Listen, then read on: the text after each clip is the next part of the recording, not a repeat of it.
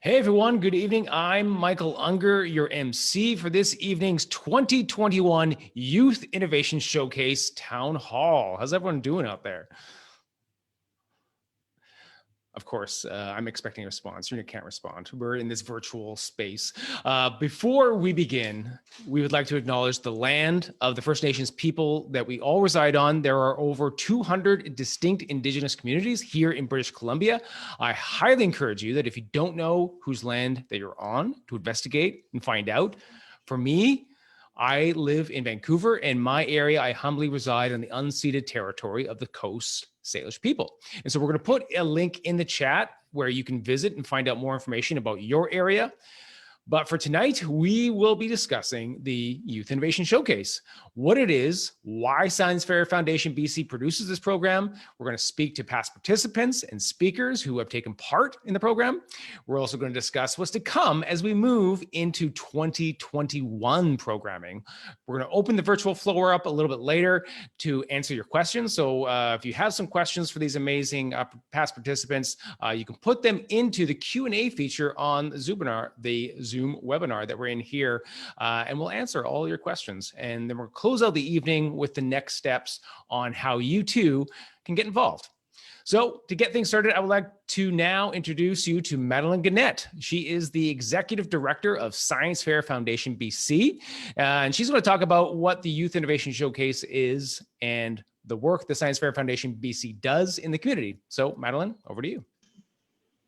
Thanks so much, Michael. And thanks to everyone for joining us tonight to launch the 2021 Youth Innovation Showcase. And a huge thank you to Michael for hosting. I'm gesturing to my right because he is socially distanced on my right, so that's great. We are now entering the third year of the Youth Innovation Showcase, and we're really excited to share with you what we have in store. What is the Youth Innovation Showcase, or YIS for short? With the tech sector becoming the fastest growing industry in BC, the future of innovation will be shaped by the young minds across the province and in their home communities. We started the YIS program to create a platform that encourages, inspires, and engages these future leaders with a safe place where learning, creating, and thinking outside the box is not only cool, but empowering.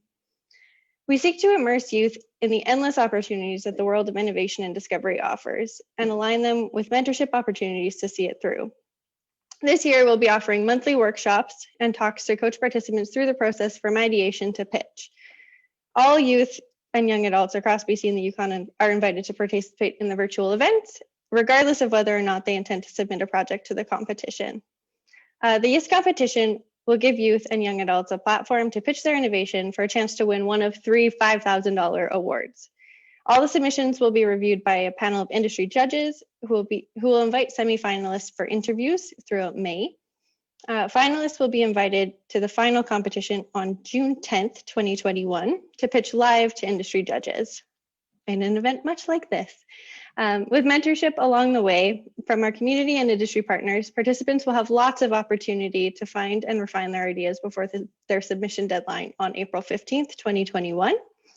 We're really excited to be able to offer this program to youth and young adults aged 12 to 24 in all areas of BC and the Yukon to help kickstart their careers through skill and network development and to help them succeed.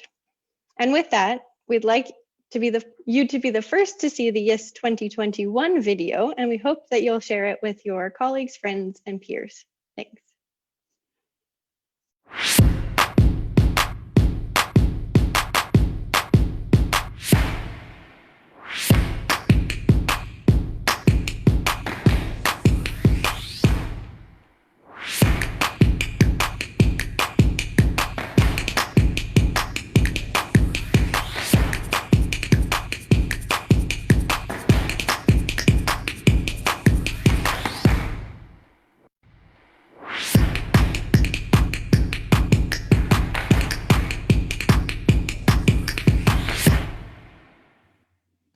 All right, thank you, Madeleine. Gesturing to my left, being very socially distant, we're adapting, and just like everyone else is in this world, I'm no longer in my kitchen. Isn't that great? I'm now in this wonderful studio here. So now we're going to hear from one of the 2020 program partners. Manisha here from the League of Innovators. We're proud partners of the 2020 Youth Innovation Showcase. We're big believers of getting young people involved in the innovation ecosystem early on. They're full of great ideas that can create so much impact, and that was really proven by the Youth Innovation Showcase. This entrepreneurial and innovative skill set and mindset is needed now more than ever, so I know that the 2021 Showcase is going to have so much more in store for you.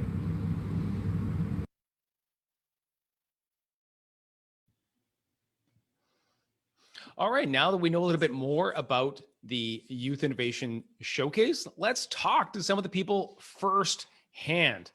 So we're going to talk to Keanu Chan from Cranbrook, BC. He was the winner of the 12 to 15 age category.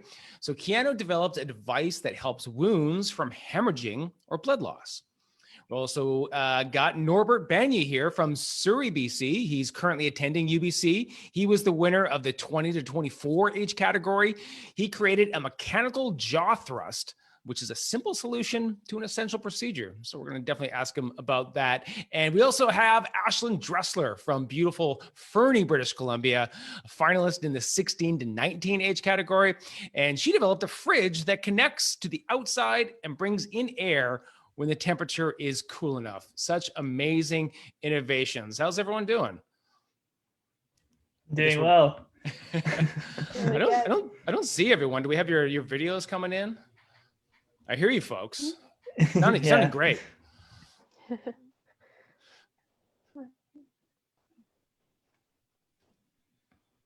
Well, since I can hear you, can I hear? Let's Keanu, you're there? Yes. Maybe I just can't see everyone in my view. I guess I'll change my view. There we go. Now I can see everyone. See, this was me. This was my fault. Sorry, everyone. This is what happens when we're adapting. Yeah, Keanu, Ashlyn, Norbert, thanks so much for joining us here in this cool socially distant meeting we have here. So first off, I'd like each of you, if you could, like, really briefly, just describe to us what your innovation was. And of course, this isn't your showcase pitch. Now you can sort of, but you can let the nerves sort of like fall down, and just as if you're walking up to your friends out there, because they're out there on Zoom, they're on Facebook. Let's start with you, Keanu. Tell us about your innovation. All right. So I developed a novel device under the acronym HEAL-IT. So HEAL-IT was an expanding balloon that wrapped around that balloon was a clotting agent, and enshrouded in that clotting agent was an antibiotic powder. So in the end, my device was able to significantly reduce the amount and rate of bleeding inside of a traumatic wound, while simultaneously clotting the wound and reducing the incidence of infection. And I created a viable prototype. That is amazing, Keanu. You know, what's really cool is that in this this project that we're doing, we're actually going to be developing a podcast, and we're going to be talking with some of you. We're going to be doing some deep dives into some of those questions. You know what? Even for Norbert and Ashlyn, if you have questions as well, you know, for Keanu, let's talk with each other. Let's have some fun for the next hour or so. And of course, if you're out there, if you're in Zoom, you can use the Q&A feature. We're going to take questions at the end. Also, Facebook, you can put them in there. We're monitoring that, and we'll answer all the questions. So let's go to you, Ashlyn. Tell us about your innovation. I don't know. I think you actually really summarized my things well. It's a really simple device. It's not very complicated. I was just wondering why we aren't, using the outside air that's already there inside of our homes, just to make things more efficient. And yeah, basically I just took air from the outside and brought it into your fridge to make it so that all winter long in places like Fernie, where it's really, really chilly all winter, you can basically use no energy. So it's just a more efficient fridge. Yeah, no, that's a really interesting point that you just made, Ashlyn, because you just said that you asked a question about something that, why don't we do this? And that's kind of like what inspired you to create that innovation. Is that sort of like the root of it? Exactly. Yeah, I actually have kind of a funny story. Our fridge broke, and it kind of led to me thinking, why aren't we just putting our food outside in bins? but basically, when we put our food outside in bins to make it so that hopefully we wouldn't lose as much food when our fridge broke, I kind of asked the question, why aren't we using this anyways? Like, it seems so simple. And so, yeah, it was pretty cool. I just asked a question and it led me to this project. Absolutely. That is so amazing. Before that, we're going to deep dive into that a little bit more, Ashlyn, but I want to bring Norbert in here. Tell me about your why, Norbert. Like, tell us about your idea and sort of like your why that got you into it. Yeah, so I actually briefly mentioned this during the actual competition last year, or I guess this year. But pretty much what happened was I was doing a studentship or a couple of years ago at BC Cancer, and I have been ever since. And as part of my studentship, I watched a bronchoscopy procedure, and throughout the entire procedure, actually, I'll just give a little description of what a bronchoscopy is for anyone out there who doesn't know. But a bronchoscopy is pretty much a doctor sticking a tube down a patient's throat, and in that tube they stick a little knife inside and take out a piece of the tissue in the lungs just to check to see if there's any cancer or anything like that going on in there. So pretty much I watched this procedure, and I observed this nurse just holding a patient's jaw open the entire time, and it looked quite tiring. So I was like, I can't believe that there isn't something doing this the whole time, because a nurse's help could be super valuable in that situation. So yeah, that's pretty much my device. Yeah. It's pretty simple. It just holds the jaw forward in a jaw thrust procedure and maneuver. Yeah. And what I actually really loved about yours, Norbert, was that it seemed that your innovation was coming from this place of empathy. Like, you were watching this procedure and you were like, this looks really uncomfortable. And the nurse is having a tough time and the patient is not having a good time. And you were looking at it from like a very objective lens. But I do have to ask you, Norbert, why were you watching a bronchoscopy procedure? Or was this part of like what you want to do eventually going to med school? Yeah. So as part of my studentship, I eventually wanted to go to med school, and I was lucky that my PI was nice enough to let me observe it. PI is just the principal investigator, pretty much my boss at the hospital doing my research. So I kind of just got in there, got to watch it from very far back, but nonetheless, it was a great experience. So yeah.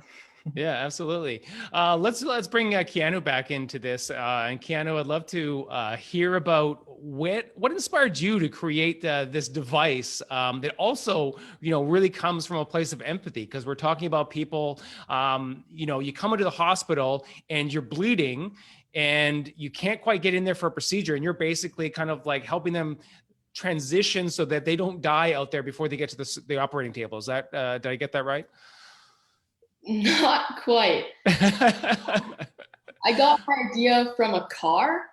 So Lamborghinis, right? It's a really big car company, and they want to develop this car called the Terzo Millennio, which is supposedly going to self-heal by having the carbon fiber in the car expand and fix dents and cuts that can occur.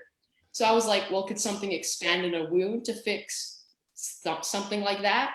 But then I thought, well, pressure in a wound could damage it, but that's actually what you need inside of a wound to decrease that amount and rate of bleeding. So that's pretty much how it became. I just thought, well, if something can expand and fix something, could it happen in a human? Yeah. Even though my project didn't end up being quite like that, it still was that original idea. And it was also during the time of Remembrance Day. So of course my mind was still set on that empathy of the soldiers and bullet wounds and things like that. Yeah. So you're saying that you got the idea from a Lamborghini? Like, are you into cars? Is this like your passion? Do you subscribe to car magazines? Like, tell me about like that interest of yours. Well, I've just always been fascinated by cars. I'm not entirely sure why. It could be from movies or something like that. But whenever I would travel to like LA or something, every time I would see a fancy car, I would just be like, whoa, that's really cool. Take pictures of it. And then from then on, I would just keep on thinking and looking at fancy cars. And eventually I just saw that really neat idea for that Terzo Millennio Lamborghini. Yeah, and what's really interesting, you can't drive yet, Keanu, and that you're using you're using cars as like this really fascinating experience. But I can relate. I grew up with Transformers, and they were robots, and they were out there, saving the world. And so yes, I certainly was thinking about vehicles from a different perspective as well. Ashlyn, tell me about the Youth Innovation Showcase program and what inspired you to apply for this program. My story was kind of, I don't know, maybe it was unique to me, but I was lucky enough that this year I qualified for National Science Fair, and I was really excited to go. I've wanted to go since I was in grade 4. And then, of course, the pandemic came and it was canceled. And so my lifelong dream of going to National Science Fair didn't happen. And so instead, I decided to try and find some other way that I could present my project, because I'd already made this project with the intention of going to National Science Fair, and now I wasn't able to go. So I just decided might as well apply to the Youth Innovation Showcase. And that's really what inspired me, was I wanted to have an opportunity to present my project another time to different people, as a way to kind of make up for the fact that National Science Fair was canceled. Yeah. So when you went through that process and you were developing your showcase pitch, I mean, obviously that's a big part of what YIS is. How did that process change for you? Like, you had the idea, you did want to present it at the science fair, but as you went through that process and practiced your pitch, as I assume that you did, what changed in that along the way? I don't know. For me, I was kind of lucky. We do science fair in both school, and I went to regionals. And so I actually was able to do this thing. I do it every year. And I ask people, do you want a long presentation or a short presentation? So I kind of, before I even was thinking about Youth Innovation Showcase, I had a short presentation prepared that was like a minute, and I could explain super fast, and people didn't normally have questions for it. So I kind of took that pitch, put it into words, and then really just tried to make sure that it fit the time limit, and then that it was kind of interesting to listen to. So I wanted to make sure that I hit on all the points that you're supposed to, like making sure, like, why did you come up with this idea? Why is it important? But also just something that I personally would want to listen to in another presenter. Yeah. And I think that's a really good, important point, Ashlyn, that honing your pitch does actually help, sell this innovation, because science communication, it's going to take many different forms. And I assume all of you are going to have long, lives, involved in science in some capacity, and science communication is going to evolve. Like, the way that you talk about science is also going to evolve. And so I think it's amazing that YIS is around for you to start practicing now. And for Norbert, could you tell us about, this process? For you, you're a little bit older than Keanu and Ashlyn, but I'm sure it was still just as nerve-wracking to go through this process. So tell us a little bit about how you went through the process, and how perhaps that process changed your idea. Yeah, so for me, it was quite a bit different than was described before, because I've never really did any science fair or any kinds of competitions like these. So pretty much initially my pitch was to the radiologist who was doing the procedure. But that was quite informal. I didn't have any of the facts down. I just had the idea.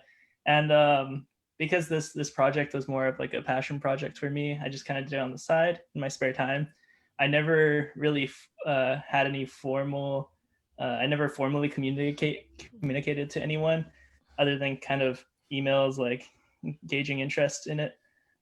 So to come up with the pitch for the Youth Innovation Showcase really kind of showed me where I didn't know what I should have known. So specifically, like what the manufacturing is like, how viable is the actual product. I was focusing more on the design rather than those aspects, and just realizing that these aren't really important as well as part of the criteria. It made me really have to do some more research into that. And so yeah, to be able to formalize or make more formal my pitch was a big, well, not big, but like it was definitely a learning curve there, because I haven't done much like this before. Yeah. And the question I want to ask all of you too, and, this is a very humbling question, and I hope that you're all brave enough to answer it, because it is a scary process, to put yourself out there, to put your idea out there, because there's always the fear of it being rejected. And, especially I think, at a young age, I remember what it was like, being rejected. It's not fun, but it also is really rewarding. And so Norbert, could maybe, before we go on to Keanu, I'd love to hear about how maybe, that fear, if you did feel, a little bit scared, how you sort of like dealt with it as you went through the process. Yeah, so I did feel the fear that you're describing. But one thing that was like really nice for me to think about was that it's going to be online. So that makes it much less nerve-wracking than it would have been in person, where pretty much everything you're doing is being observed, rather than online, where you can have things on the side or have any cues, prompts, things like that. So knowing that I was going to be online kind of calmed my nerves a bit. And as for rejection, I was actually quite surprised about how well it was received previously. Oh, did my connection cut? No, you're still there. We can hear you. Your video might be frozen, but you can keep on talking. Oh, sorry. Yeah, you're good. Yeah, you're good. Hello? Yeah, you're good. Oh, you might be cutting out there. I'm gonna. Yeah, Norbert, you still there? Yeah, you're all good. Can you hear me, Norbert? So this is the. Sorry about that. So Yeah, you were just saying, you were just saying about how you were feeling so confident because we're online, but then of course, we have like these technical glitches. And for me, that makes me more nervous. I was in my kitchen, last time, and we had so many technical difficulties. So yes, it is perhaps you don't have to get up onto a big stage and see a big crowd of people, but I still find it myself to still feel that that nervousness. So Keanu, I'd love to bring you into the conversation here. You were one of the first ones to present when we did online, and we did have some technical difficulties, but you were so patient, and you seem very confident for a young person. I'm jealous, actually. Keanu, why do you tell us a little bit about sort of like how you felt going through the process, and maybe some advice for other people as they go through this process, if they do start to feel like a little nervous?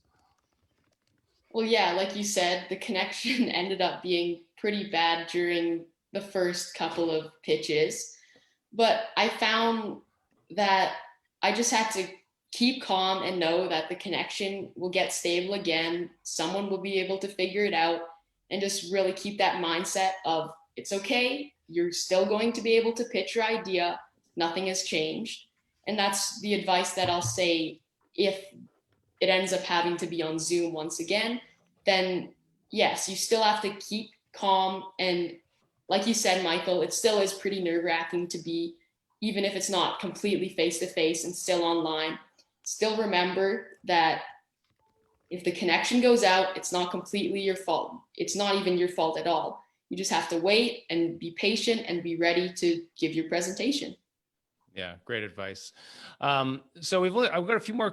We got some questions rolling in. If you've got any questions for all of these amazing innovators, if you're in the Zoom call, you can put them into the Q&A or put them into the chat in Facebook.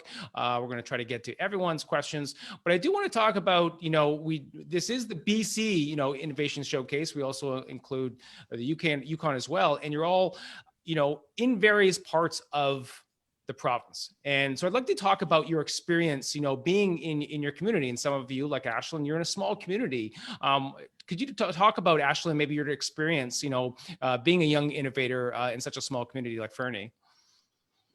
I definitely think it's different than if I was in a bigger city. I know when at this past Youth Innovation Showcase, there was 2 younger students who had made this really, really cool 3D printed pencil.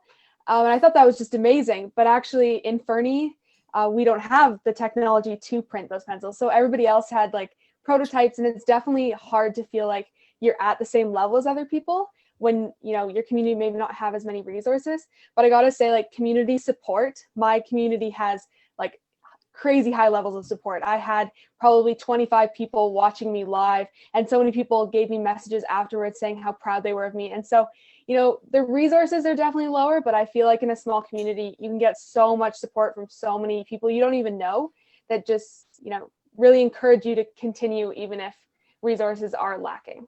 Yeah, no, that's really wonderful to hear. And then if we compare that to you, Norbert, so you're from Surrey, which actually is the place where Jahan Gill and his partner Patrick came up with that idea for the pencil, and they did use the resources of printing it at the library. So yeah, so Surrey does have a little bit more resources, but so how was that experience for you, Norbert, in a little bit of a larger community like Surrey? Yeah, so I know many schools and communities in Surrey do have a lot of resources like science fair, as well as 3D printers in schools, just like a focus on science and things of that sort. My community was Fraser Heights, which was a bit smaller, and it's within Surrey. But my school actually did not have much focus on science at all. So that's partly why I've never done a science fair before, because I was really interested. I just didn't even know it existed. And yeah, so I've always had like ideas kind of growing up, like some cool little innovation, anything like that, but I never really realized that you can go and present it to people. So kind of growing up and like starting to become part of more of the UBC community, I've noticed that there's so many resources like this at UBC where you can present your ideas, you can get into contact with other people to help develop your idea.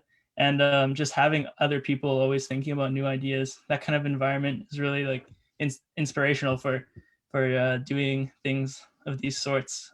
So I really did notice a difference at UBC in how it makes me feel about creating innovations and trying to pursue them. Yeah, no, that's really interesting, Norbert.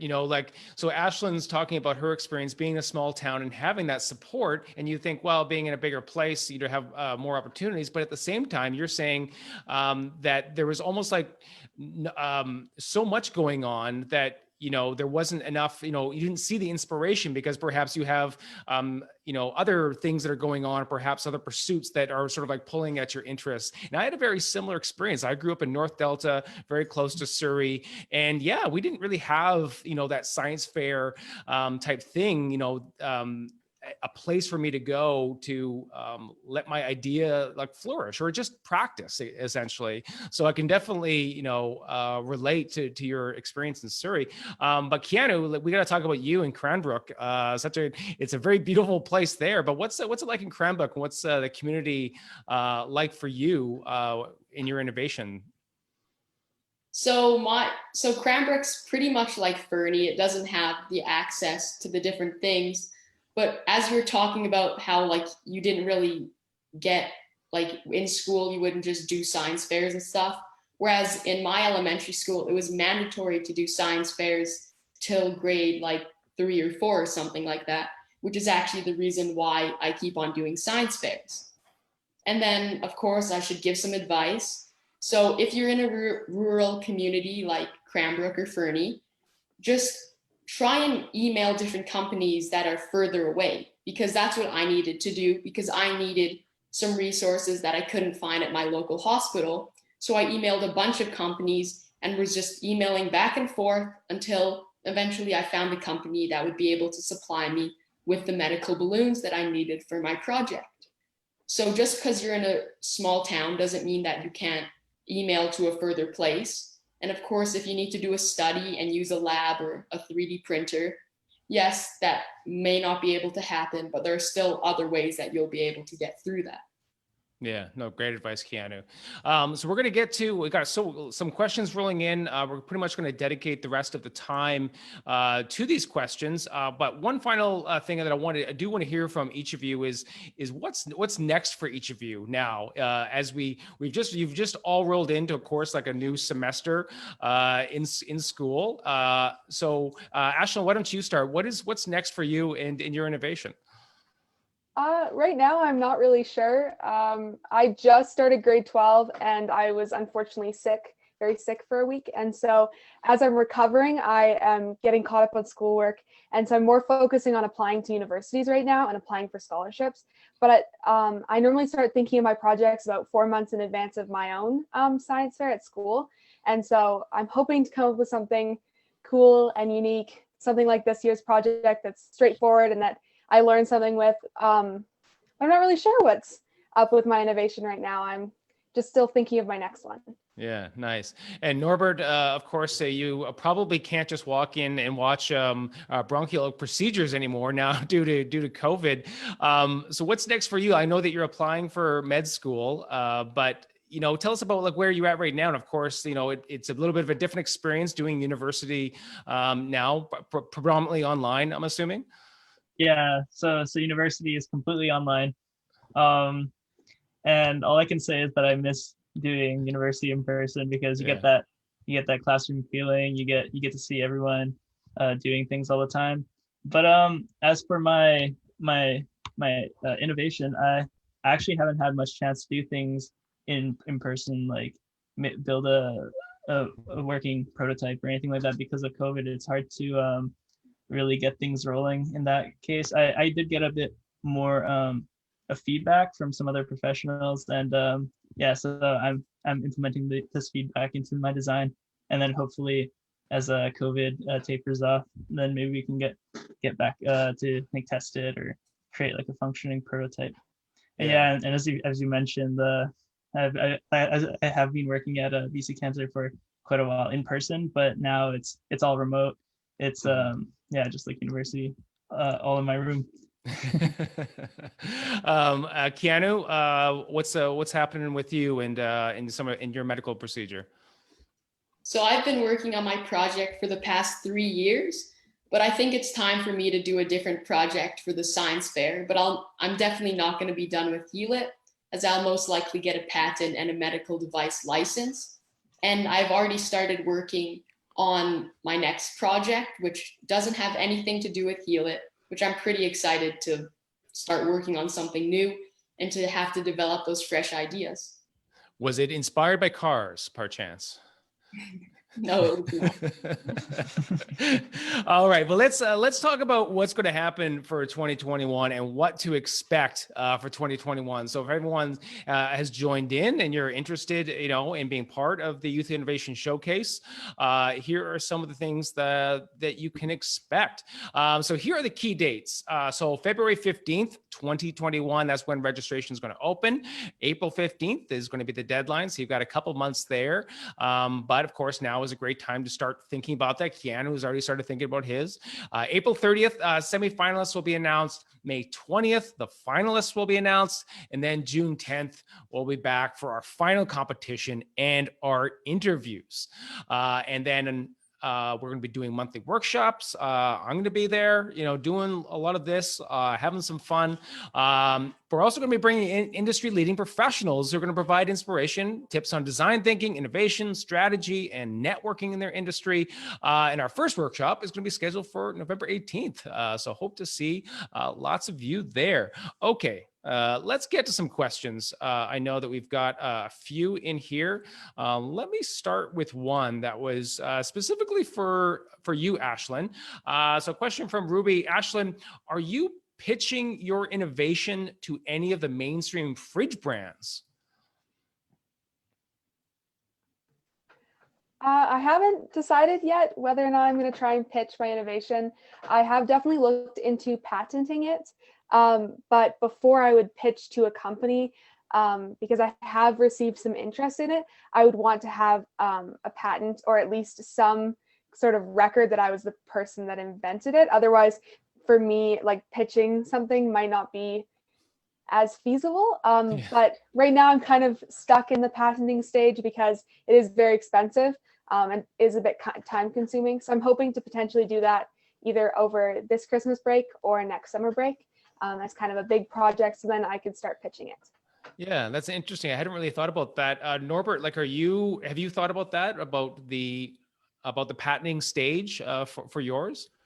Yeah, so it's actually I wanted to mention this. It's quite fairly straightforward to put in a provisional patent, which is it's not like a real patent. The cost is, I think about $200 around there. And it's quite quick. So it took me about 2 hours, I think, overall.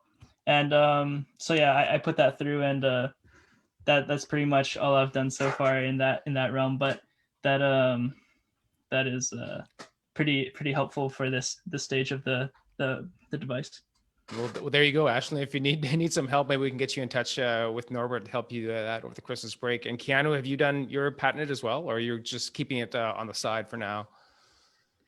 So for the patent, yes, I will be getting one, but not quite yet. I still have to look at all the details and get a medical device establishment license, which is like an FDA approval so that it can actually be a medical device and be safe to use.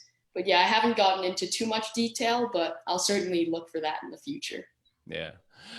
Question come in from Alex, who's for everyone, so we'll let everyone have a chance at this one. With more and more in-person events not being able to occur, are there advantages or disadvantages to virtual sessions? Of course, we talked about some of the technical issues.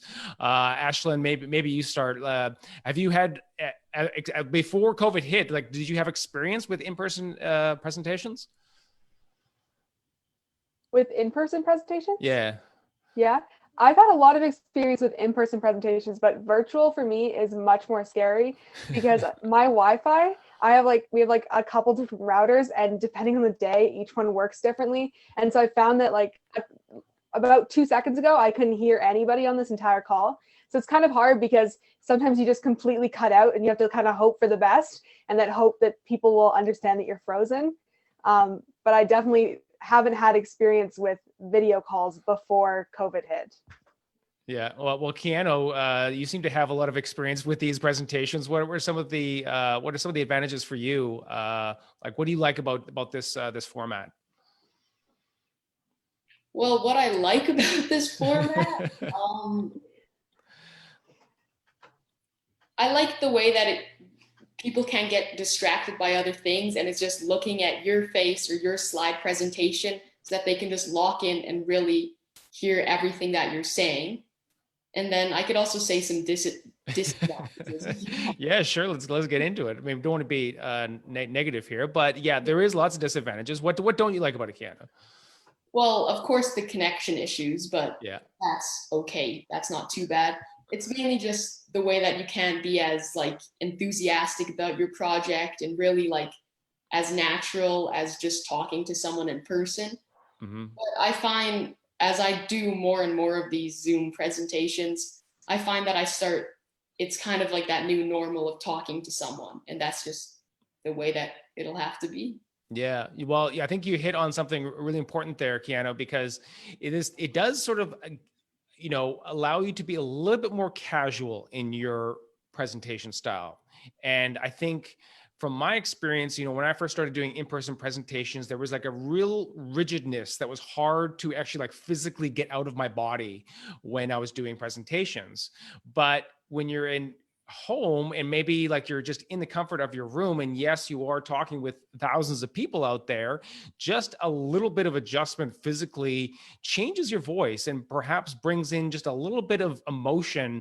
And I'm really like excited to see that. Like in each of you right now, I'm seeing you smile. I can, even though we're not there in the same room together, I feel your presence a bit. And that is really important, I think, in a online presentation, is how do you come across? How can you reach out through the screen so that we can see what Ashlyn, Norbert, and Keanu are really all about? And there's lots of techniques. I'm a hands talker, so I had to adjust.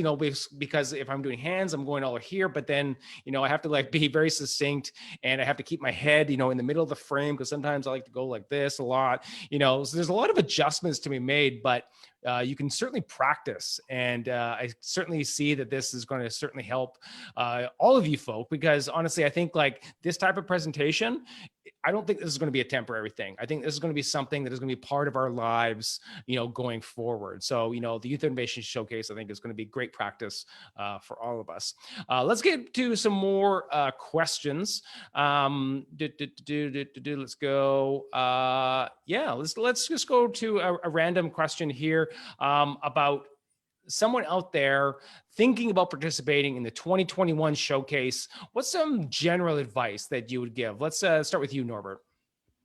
Yeah, so I think like my main advice is that your innovation doesn't have to be super fancy in order for it to be useful or be something that's very viable. Because I always hear about these people curing cancer all the time, like creating these like great innovations, but and then mine's like some simple device with like a few ratchets on it, and but it's very practical, and it's easy to get discouraged when there's these like very flashy innovations, but at the end of the day, it's something that's functional and something that does the job that you're looking for it to do, is what people are looking after. And yeah, it's not always about being flashy. So I think that would be my biggest piece of advice for anyone trying to come up with an innovation or who wants to present. Yeah, and Ashley, I want to go to you because you came up with something which I don't think anyone would consider flashy. We're talking about fridges, something, a device that we all use every day. But you started with a simple question, so if you had some advice, sort of building on what Norbert said, what advice would you give to someone that was going to be in the 2021 showcase? I don't know. I would really second Norbert's advice. That's kind of the advice I was planning on giving myself. But like, don't doubt your own innovation. You can talk to other people and like get other people's opinion. But if you really think that it's really useful and that you know that it'd be practical, just go ahead with it. Like mine was really simple. It's like cutting holes in fridges and then doing a bit of electrical circuits, and then it's done. And that's really simple compared to a lot of projects. And a lot of people said, wow, that's really simple. But the thing is that it got me a National Science Fair. It got me on Youth Innovation Showcase. And I had a lot of fun doing the project because I was really interested in it. And so it doesn't have to be like what Norbert was saying. It doesn't have to be fancy to win or to get places or for you to have fun doing it. And then I was going to give the advice too that if you want to apply, just apply. Like you never know the pool of applicants. So the pool of applicants could be super strong and you could not be picked, but you never know if you're going to be picked. And if you do get on, you get really, really good feedback and a cool opportunity. So you might as well apply, even if you don't think that yours is the strongest innovation, because you might get in. Yeah.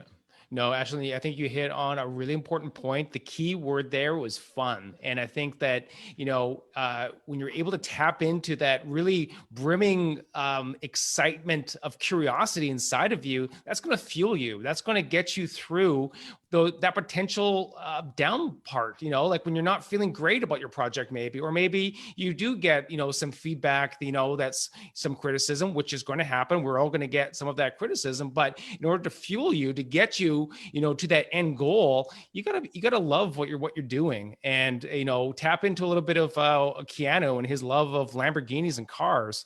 Keanu, what would you advise someone that's entering the showcase?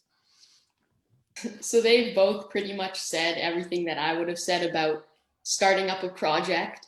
But for your actual presentation and when you're presenting to your judges, you have to think about what those judges, why they're listening to you. Is it because they want to invest in your project?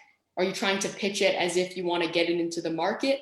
Or are you pitching it as science and to someone who's in the science field and wants to hear all of the details about the different like chemical reactions or about the electronics and things like that?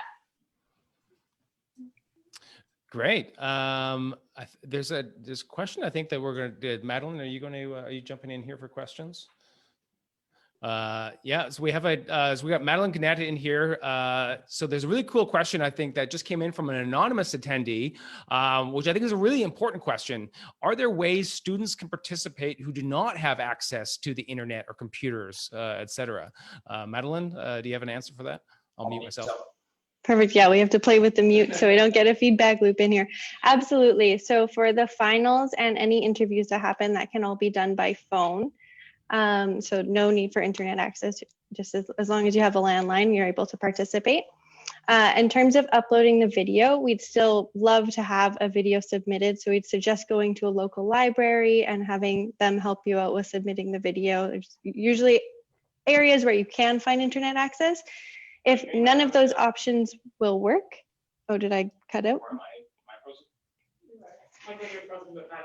Sorry, technical difficulties on this side. Michael's frozen, but I'm good. So if none of those options work for you, then please contact us and we will figure something out. So we really want this to be inclusive and have everyone who wants to participate. Yeah, it looks like we've lost Michael for a little while, so I will continue on with the questions. Just step in here. Okay. So someone's wondering if you can answer how they think the science fairs have benefited each of you. So I know, Norbert, you haven't participated in science fairs, but I know Keanu and Ashlyn have. Do either of you have comments on how that's benefited you? Ashlyn, I'll let you go first. Yeah, perfect. I have a bit of an answer for that one. Science fairs benefited me a lot because it's really given me a lot of creativity and like innovative skills, and you know, the knowledge on how to pitch to people and how to present your ideas, which is really, really helpful regardless of whether or not you're actually going into STEM. Because if I wasn't going into STEM in the future, I could never use the specifics of pitching science projects, but you will always need to pitch yourself at job interviews. You'll always need to pitch something. And so being able to do that from my skills that I got at science fair is really helpful. Great answer. Keanu, anything to add? Yeah, so I was going to really talk about the way that public speaking aspect. I'll try and think of something else. So probably just talking to other sciencey people if you're interested in that science stuff. Talking to those people, they'll give you other ideas to make you think even more outside of the box, to develop different innovations and things like that. So talking to those different types of scientists really changes the way that you can think about science in general. Absolutely. I must say, so I work at the Science Fair Foundation BC, so do a lot of science fair related things. And the one thing that really amazes me is how a lot of the participants are able to communicate their ideas. I wish I did science fairs at a young age.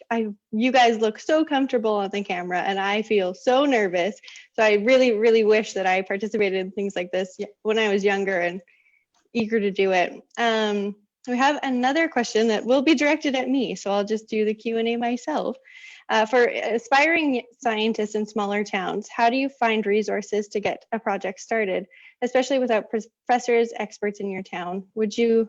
Yeah, that's perfect. So I would say we are offering mentorship to all participants. So please reach out to us if you're looking for mentorship. This is a large part of the reason that we started the Youth Innovation Showcase and expanded it across BC and the Yukon, is to really flatten the playing field and make sure that everyone has access to resources. So please reach out to us. We have lots of people who are really eager to help. So we are happy to do whatever we can to help you out. And like Keanu said, reaching out to experts and companies to help you out. And Ashlyn, did you reach out to anyone for help during your project? No, my mom works at the library, so I have access to a lot of the books there. And then she's making a makerspace. The Fern Heritage Library is making a makerspace this year. So my next project will get to use a makerspace, which has like 3D printers and all that stuff. So I'm excited because then I'll have even more resources.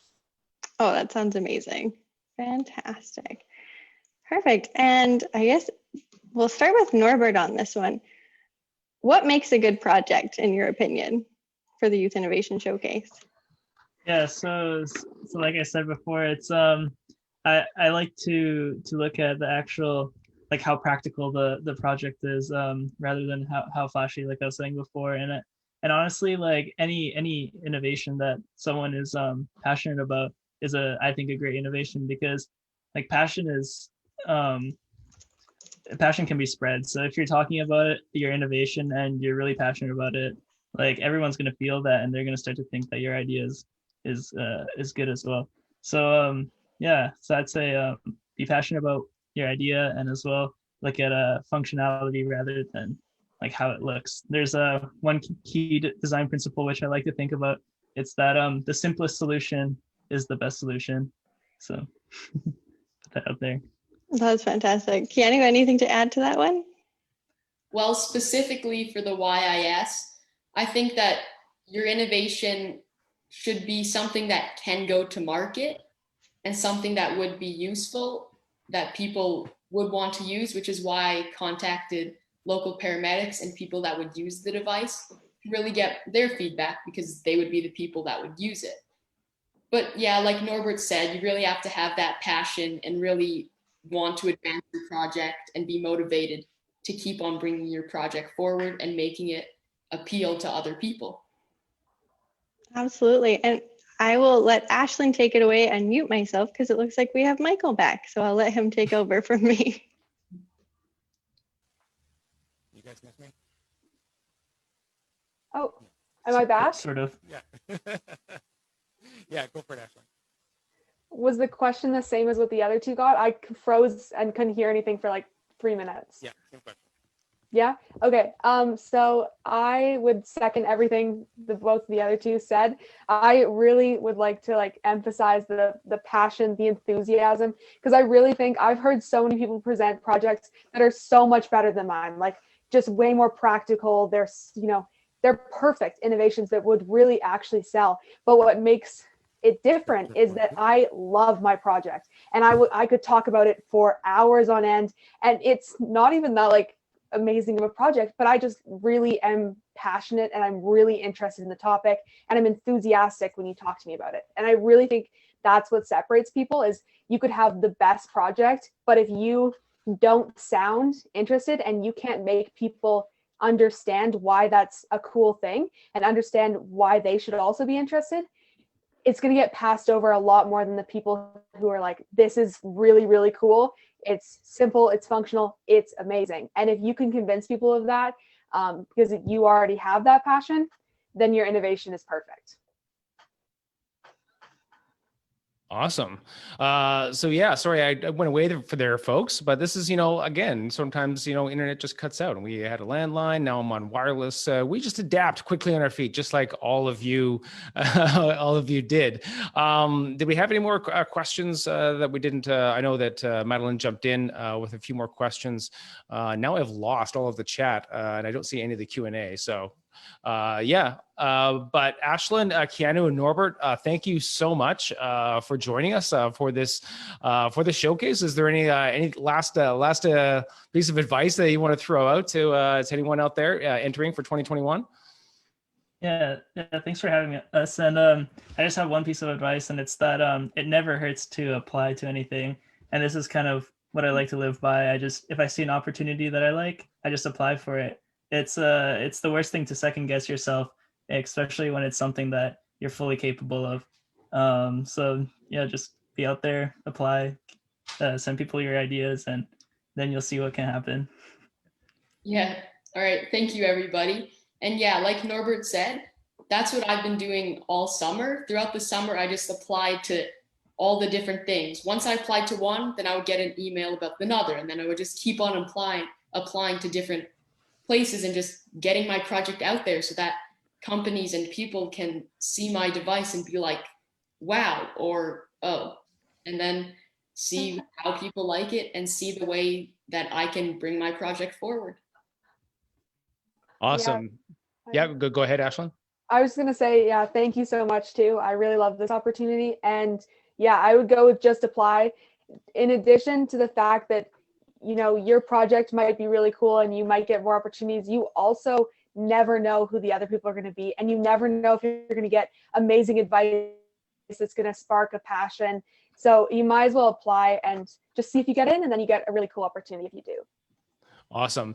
So everyone out there, you've heard from Ashlyn, you've heard from Keanu, you heard from Norbert, but also we also are going to be having some of other past participants. So let's hear from Brandon Wright, one of the 2020 Youth Innovation speakers, to give you a little bit more inspiration. Ahoy there. This is Brandon Wright from Barnacle Systems, and I'm extremely happy to be a participant in the Youth Innovation Showcase 2020. Now, it's really special to me because these types of showcases really help the youth get that first step off the ground, which is always the hardest in coming up with a product idea or a project. Now, without that initial idea, you don't have much, but without taking that first step of telling people about it and getting your own accountability of that project, it's near impossible. And I started my company 3 years ago, developing a product called Barnacle that allows you to check on your boat from your smartphone, tablet, or computer. We're now listed as one of the top 10 most innovative companies in the world for the marine industry. And now I'm excited to participate in 2021 in any way that I can to help the youth grow their ideas and take it to that next level. Because for me, I'm living the dream, and it took just that first step of pitching the idea and just going for it that got me to where I am today. Look forward to seeing everyone, and thanks so much for having me again. Look forward to talking to you in 2021. Amazing. So if you want to get involved, whether it be as a participant in the virtual events or in the competition, or if you want to help as a sponsor, judge, speaker, or mentor, please visit youthinnovation.ca for more details. And thank you to everyone. Thank you to Madeleine for inviting me here. Thank you to Promosa for helping us put us all together. Thank you to everyone out there for your time this evening. We hope you found this town hall style meeting an informative overview of the Youth Innovation Showcase program, yes, and upcoming opportunities. We look forward to having you or your youth, if you're a parent, teacher, guardian, or a youth or young adult between the ages of 12 to 24 years old, take part in the 2021 Youth Innovation Showcase. For myself, Michael Lunger, Madeleine Gannett, the team at YES, and all of our sponsors, thank you. Good night.